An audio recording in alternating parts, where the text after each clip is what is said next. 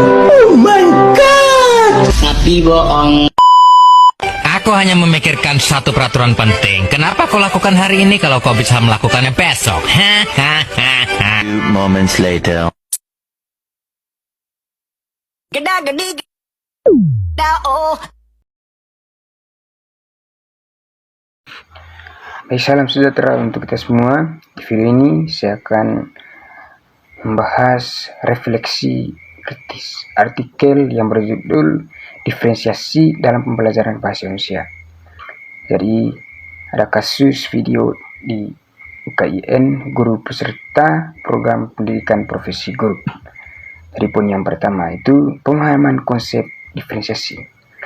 Artikel ini telah menegaskan bahwa diferensiasi bukan sekedar membeda-bedakan siswa, tetapi bagaimana strategi guru merespon kebutuhan belajar yang beragam.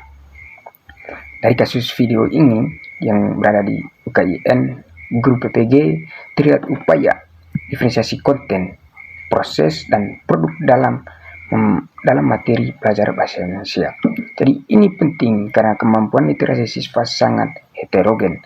Namun tantangan muncul ketika guru hanya fokus pada diferensiasi tugas tanpa memastikan asesmen diagnostiknya yang akurat. Akibatnya, diferensiasi jadi formalitas di UKIN, bukan kebutuhan real kelas. Jadi itu poin yang pertama ya teman. Jadi poin yang kedua itu kekuatan praktik di video yang ada di UKIN. Kelebihan yang patut diapresiasi. Yang pertama itu, guru dalam video di UKIN sudah mencoba mengakomodasi gaya belajar yang visual, auditori, terus dan kinestetik saat mengajarkan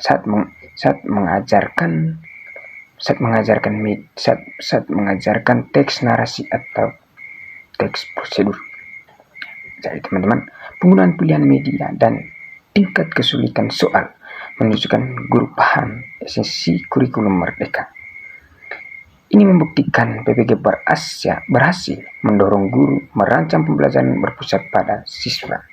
Diferensiasi membantu siswa yang biasanya diam jadi tidak terlibat. Jadi terlibat karena merasa materinya relevan dengan kesiapan mereka. Jadi itu dari teman-teman. Poinnya adalah guru yang telah mengambil profesi PPG, mereka sangat paham atau esensinya paham terhadap kurikulum merdeka. Ini membuktikan bahwa PPG berhasil mendorong guru merancang pembelajaran berpusat pada siswa. Seperti yang saya sudah jelaskan tadi teman-teman, dari siswa yang biasanya diam jadi terlibat karena merasa materinya sangat relevan dengan kesiapan mereka. Jadi itu teman-teman, dari siswa yang diam saja dia bisa ingin mengikuti materi yang dijelaskan oleh guru. Karena itu tadi, karena guru PPG sudah merancang pembelajaran berpusat pada siswa. Jadi teman-teman, jadi poin yang ketiga, catatan kritis dan tantangan. Jadi poin yang pertama itu diferensiasi sering berhenti di level teknis. UKIN selesai rekaman, selesai praktik. Padahal diferensiasi butuh konsisten jangka panjang. Itu poin yang pertama. Poin yang kedua itu beban administrasi. PPG membuat guru cenderung aman memilih diferensiasi sederhana yang mudah didokumentasi, bahkan yang paling dibutuhkan siswa. Jadi itu poin yang kedua. Yang ketiga, dalam mapel bahasa Indonesia, diferensiasi produk masih didominasi tulis. Padahal siswa bisa menunjukkan pemahaman lewat podcast, drama, komik digital. Jadi ini jadi PR agar literasi tidak sempit diartikan menulis. Itu poin yang ketiga. Baik, sekarang kita masuk ke poin yang terakhir. Tawaran dan solusi. Jadi ini adalah solusi dari saya berkaitan dengan artikel tersebut atau masalah-masalah tersebut. Jadi ke depan diferensiasi bahasa Indonesia harus berbasis data diagnostik yang berkelanjutan, bukan sekali di awal.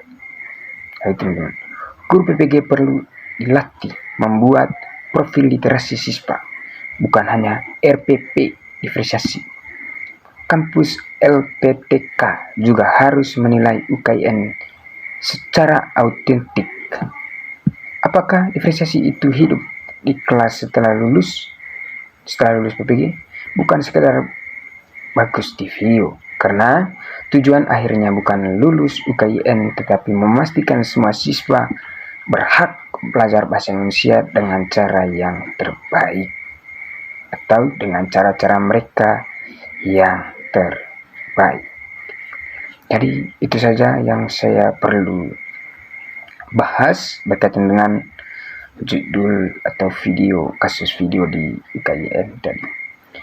Baik, mungkin ada satu kata yang kurang sopan, saya mohon maaf. Sekian dan terima kasih.